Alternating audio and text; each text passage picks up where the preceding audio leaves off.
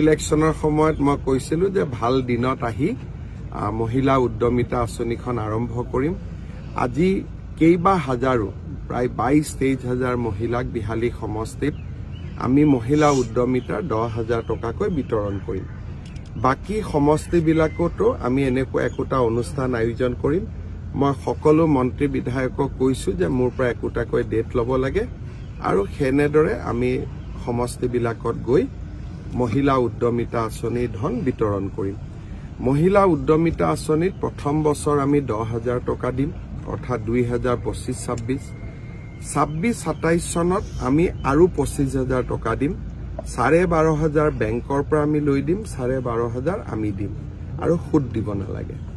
তৃতীয় বছৰত আমি 50,000 টকালৈকে আমি মহিলাসকলক বেংক আৰু চৰকাৰে মিলি দিব। ইয়াতে 10,000 টকা আমি আজি 27 লাখ মহিলাক দিম।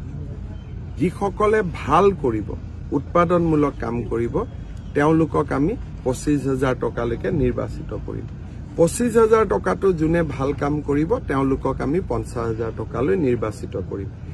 কিন্তু প্ৰথম 10,000 টকাটো আমি সকলো আই মাতৃক 27 লাখ গাঁৱৰ 3 লাখ চহৰৰ আমি সকলো আই মাতৃক দিয়াৰ বাবে সিদ্ধান্ত লৈছো।